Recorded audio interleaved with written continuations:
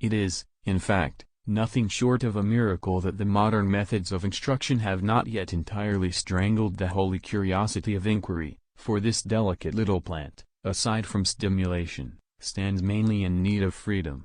Without this it goes to rack and ruin without fail. The only sure way to avoid making mistakes is to have no new ideas. Dancers are the athletes of God. You have to learn the rules of the game. And then you have to play better than anyone else. Life isn't worth living, unless it is lived for someone else. The only escape from the miseries of life are music and cats. It is the supreme art of the teacher to awaken joy in creative expression and knowledge. As far as the laws of mathematics refer to reality, they are not certain, and as far as they are certain, they do not refer to reality. The true value of a human being can be found in the degree to which he has attained liberation from the self. A foolish faith in authority is the worst enemy of truth. If my theory of relativity is proven successful, Germany will claim me as a German and France will declare me a citizen of the world. Should my theory prove untrue, France will say that I am a German, and Germany will declare that I am a Jew. Three great forces rule the world: stupidity, fear and greed. The only source of knowledge is experience. Nationalism is an infantile thing. It is the measles of mankind. Past is dead, future is uncertain, present is all you have, so eat, drink and live merry. My passionate sense of social justice and social responsibility has always contrasted oddly with my pronounced lack of need for direct contact with other human beings and human communities. I am truly a lone traveler and have never belonged to my country, my home, my friends, or even my immediate family. With my whole heart, in the face of all these ties, I have never lost a sense of distance and a need for solitude. An empty stomach is not a good political advisor. I see my life in terms of music. I thought of that while riding my bicycle. It is harder to crack prejudice than an atom. At least once a day, allow yourself the freedom to think and dream for yourself. Force always attracts men of low morality. We experience ourselves, our thoughts and feelings as something separate from the rest. A kind of optical delusion of consciousness. This delusion is a kind of prison for us, restricting us to our personal desires and to affection for a few persons nearest to us. Before God we are all equally wise, and equally foolish. If most of us are ashamed of shabby clothes and shoddy furniture, let us be more ashamed of shabby ideas and shoddy philosophies. It would be a sad situation if the wrapper were better than the me trapped inside it. Great spirits have always encountered violent opposition from mediocre minds. The mediocre mind is incapable of understanding the man who refuses to bow blindly to conventional prejudices and chooses instead to express his opinions courageously and honestly. It seems to me that the idea of a personal God is an anthropological concept which I cannot take seriously. I also cannot imagine some will or goal outside the human sphere. Science has been charged with undermining morality, but the charge is unjust. A man's ethical behavior should be based effectually on sympathy, education, and social ties and needs. No religious basis is necessary. Man would indeed be in a poor way if he had to be restrained by fear of punishment and hope of reward after death. We cannot solve our problems with the same level of thinking that created them. The only thing that interferes with my learning is my education. I want to know God's thoughts, the rest are mere details. Intellectual growth should commence at birth and cease only at death. One thing I have learned in a long life, that all our science, measured against reality, is primitive and childlike, and yet it is the most precious thing we have. Information is not knowledge. The ideals which have always shone before me and filled me with joy are goodness, beauty, and truth. We know from daily life that we exist for other people first of all, for whose smiles and well-being our own happiness depends. If I were to remain silent, I'd be guilty of complicity.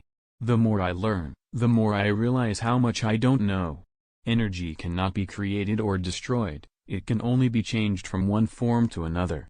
The word God is for me nothing more than the expression and product of human weaknesses, the Bible a collection of honorable, but still primitive legends which are nevertheless pretty childish. No interpretation, no matter how subtle, can, for me, change this. I never teach my pupils, I only attempt to provide the conditions in which they can learn. No, This trick won't work. How on earth are you ever going to explain in terms of chemistry and physics so important a biological phenomenon as first love? Possessions, outward success, publicity, luxury, to me these have always been contemptible. I believe that a simple and unassuming manner of life is best for everyone, best for both the body and the mind. Even on the most solemn occasions I got away without wearing socks and hid that lack of civilization and high boots. All religions, arts and sciences are branches of the same tree. All these aspirations are directed toward ennobling man's life, lifting it from the sphere of mere physical existence and leading the individual towards freedom. Albert Einstein, out of my later years, the scientist, philosopher, and man portrayed through his own words, everything is determined, the beginning as well as the end, by forces over which we have no control. It is determined for the insect, as well as for the star. Human beings, vegetables, or cosmic dust, we all dance to a mysterious tune, intoned in a distance by an invisible piper. Play is the highest form of research. God is subtle but he is not malicious. A man should look for what is, and not for what he thinks should be. Although I am a typical loner in my daily life, my awareness of belonging to the invisible community of those who strive for truth, beauty, and justice has prevented me from feelings of isolation. Student is not a container you have to fill but a torch you have to light up. Compound interest is the eighth wonder of the world. He who understands it, earns it, he who doesn't, pays it. Einstein was once asked how many feet are in a mile. Einstein's reply was, I don't know. Why should I fill my brain with facts I can find in 2 minutes in any standard reference book? The only real valuable thing is intuition. Your question is the most difficult in the world. It is not a question I can answer simply with yes or no. I am not an atheist. I do not know if I can define myself as a pantheist. The problem involved is too vast for our limited minds. May I not reply with a parable? The human mind, no matter how highly trained, cannot grasp the universe. We are in the position of a little child, entering a huge library whose walls are covered to the ceiling with books in many different tongues. The child knows that someone must have written those books. It does not know who or how. It does not understand the languages in which they are written. The child notes a definite plan in the arrangement of the books, a mysterious order, which it does not comprehend, but only dimly suspects. That, it seems to me, is the attitude of the human mind, even the greatest and most cultured, toward God. We see a universe marvelously arranged, obeying certain laws, but we understand the laws only dimly. Our limited minds cannot grasp the mysterious force that sways the constellations. I am fascinated by Spinoza's pantheism. I admire even more his contributions to modern thought. Spinoza is the greatest of modern philosophers, because he is the first philosopher who deals with the soul and the body as one, not as two separate things. The true sign of intelligence is not knowledge but imagination. It is my view that the vegetarian manner of living, by its purely physical effect on the human temperament, would most beneficially influence the lot of mankind. Laws alone cannot secure freedom of expression. In order that every man present his views without penalty, there must be spirit of tolerance in the entire population. The tragedy of life is what dies inside a man while he lives. When the solution is simple, God is answering.